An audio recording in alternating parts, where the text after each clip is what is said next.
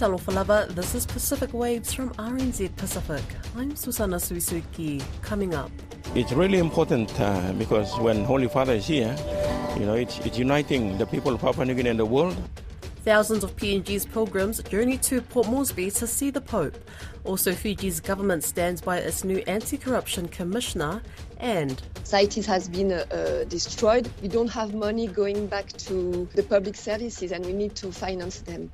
France releases additional aid for riot-stricken New Caledonia. There's hope Pope Francis' presence in Papua New Guinea will unify the nation. It comes as the PNG government reportedly tried and failed to have the country declared a Christian nation before the Pope's arrival. The head of the Catholic Church is on an 11-day multi-country tour and is spending 4 days in Port Moresby and small town Vanimo. Scott Whitey and Alicia Foon has more.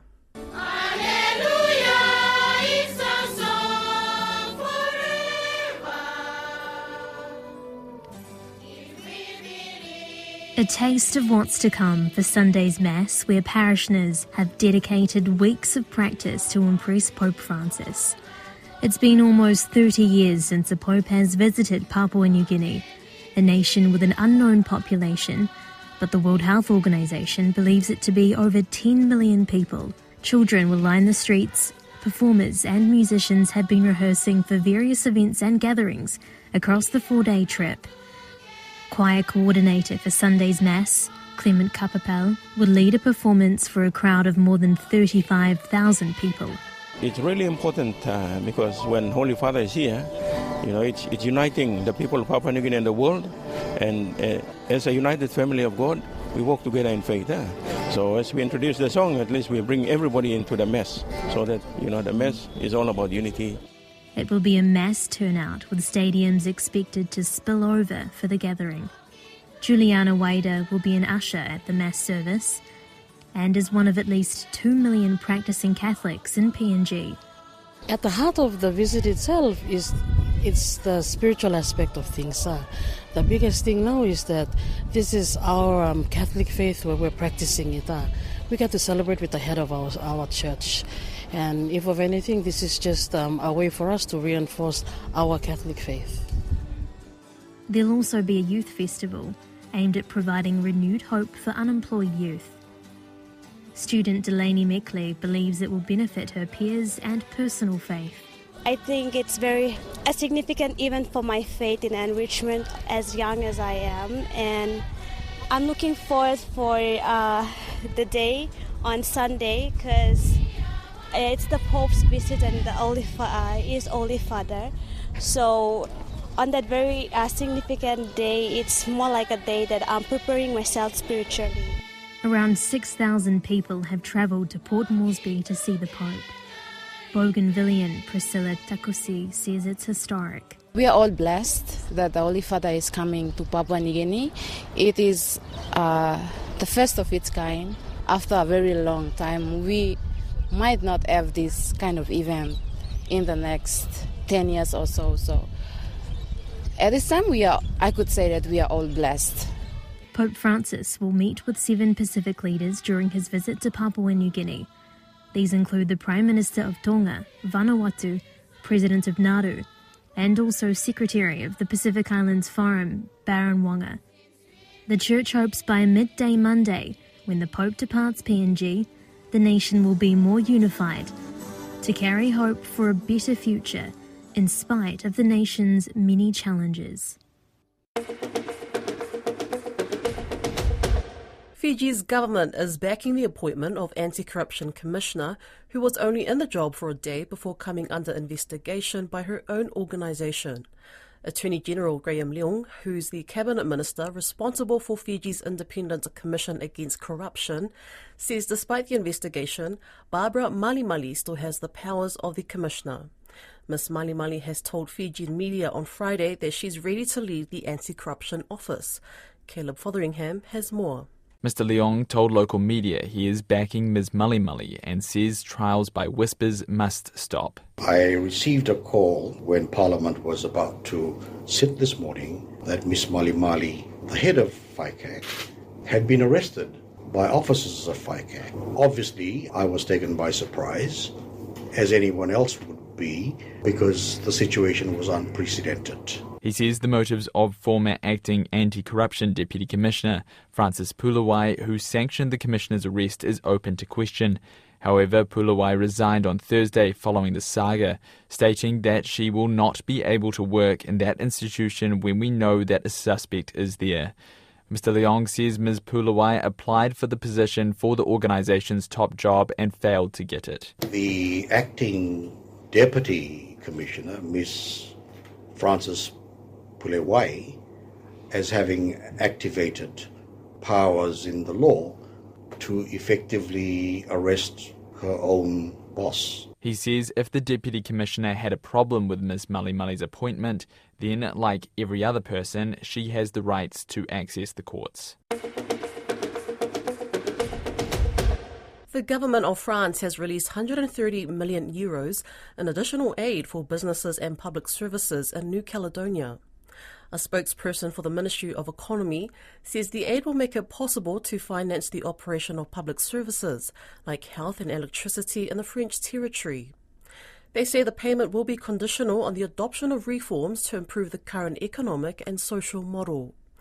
New Caledonia journalist Coralie Cochin told Caleb Fotheringham the money is just enough to keep the French territory afloat for a while, but not enough to rebuild it following the violent riots in May. We don't really know exactly where it's going to go, but we know what we need. And I would say that we really need this money for businesses and public services of New Caledonia, because a lot of mills, a lot of societies have been destroyed. And we also need money for the public services because as the societies has been destroyed, we don't have money going back to the public services and we need to finance them.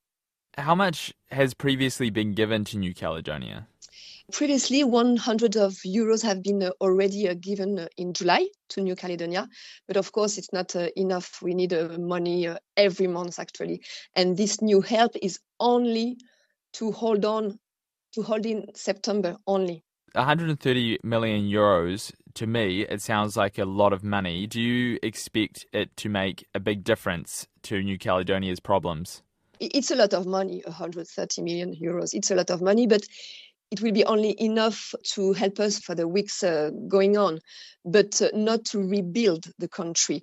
Actually, we think that 400 million of euros have been destroyed. So we really need more. And it's not only to repair, we also need to create jobs, because without jobs, people can pay the taxes, and we really need the taxes to make the country work. Is there a lot of anxiety still amongst people living in New Caledonia that they won't be able to sustain themselves and that France is going to stop providing funding? Yes, actually, a lot of people are really afraid. About 25% of people are unemployed right now. And I don't talk about people who are freelancer, only employees. So that's a lot of people. So if people don't have money, don't have income, for the moment it's okay because they can have the unemployment benefits, but in some months they won't have this help anymore. So how are they going to pay their bills? How are they going to pay the food? It's very difficult. And for Caledonian people, what they fear is that they don't have perspective. They really fear that, to don't know what is going on at the end of the year, for example. And where is the money needed most? I mean, you mentioned that it's needed for businesses in the public sector. Are there any areas in particular that the money is really needed? It's difficult to say because, for example, for the businesses, a lot of them have been destroyed in the very industrial parts of the city. So to rebuild the factories, we need a lot of money for that. And it's also provide jobs. So we really need this money. But I would say also for the public services, because if you can pay the hospital, if you can pay the doctors, or even the buses, for example. We don't have buses in Noumea, for example, since 4 months. So we need to rebuild all this system for people to be able to go to work, to be able to go to the doctors. Tongan tapa presented to former New Zealand Prime Minister Norman Kirk has come out of storage in a garage to show off its beauty. 50 years on since Big Norm's state funeral, another ceremony was held in Palmerston North to remember him and unveil the special piece of Pacific art in its new home. Jimmy Ellingham went along for a look. We give thanks for all the Labour leaders before and now. We give thanks for this historical piece of tapa. The Reverend Sesi Mausia blesses the cloth, which spans the length and height of a wall in Palmerston North MP Tangi Utakeri's electorate office. It was a gift from Norman Kirk's private secretary, Margaret Hayward. In those days, this is the 1970s, there was no person to curate any gifts at Parliament. Parliament was very backward almost in those days because no extra money was spent on anything. Including carpet. Margaret Hayward recalls the threadbare floors people had to avoid tripping on. When notables like Prime Ministers or leaders of the opposition were given gifts, they were sometimes not able to be put up in their home. I mean, you can see this wouldn't be. They didn't know what to do with them, to be quite frank. Well, Mr Kirk just used to hand them to staff and say, could you do something with this or could you look after this? Which she has, for 51 years, after it was given to Norman Kirk at the South Pacific Forum in Apia in 1973. I never actually saw it presented to him. It was probably in one of the sessions. When I saw Tangi and showed it to him, he said, oh, it's definitely Tongan. So he picked it and won. But it is so big and it's taken so much work that it would just be criminal, I think, if it was lost. Margaret says she initially hung it on the wall of her place in Wellington, but when she moved, she didn't have a space big enough, so lately it's been in storage. She recently asked if Parliament had a Pacifica room where it might hang, but it doesn't. Palmerston North MP Tangi Utakeri, who's of Cook Islands heritage and, like Norman Kirk, a Labour MP, said he'd take it and put it on display. Margaret says she's delighted to now learn the meaning of the intricate patterns on the tapa cloth, which is about 2 by 4 metres. I've always wondered what the birds were, so I'm very glad to know they're doves. And also the shield, which means so much. It just gives the history of Tongan royalty, really. So I wondered about that, and I've loved knowing, and also the crowns and the star. Of course, there's the trees, which are just so beautiful. Margaret Hayward worked for Norman Kirk for 8 years until his death on the 31st of August 1974. It shocked the nation. The man of great labour is our big Norm. The man of social credit is our big Norm. He had won office in a Labour landslide in 1972 and in 2 years was racing through his policy agenda on the home front and abroad. His government recognised China and protested French nuclear testing in the Pacific, although New Zealand was facing uncertain economic times. His last public appearance was in Palmerston North, and perhaps the last message he sent was to pop group Ebony, who won Best Band at the New Zealand Music Awards on the back of their hit, this song. Big Norm. Norman Kirk was firmly of the working class, building his Canterbury family home brick by brick. Mixed up a Coke Breeze block, 1,103 of them. Come on now, nobody knows how many blocks are in there. When you make them one by one, in a mould you've made yourself, on newspaper, on a piece of concrete, you count them all right. It's likely he'd have appreciated the artistry that went into turning the bark of mulberry trees into a tapa cloth, as Reverend Mausia explains. Grow the plant, cut the plant, take off the skin, pull off the skin, you dry it. After drying, couple of weeks, month maybe, and then you bring it and soak it in water. After soak, to soften it out, then you bring that out and beat, and then it stretch out to become that piece of tapa.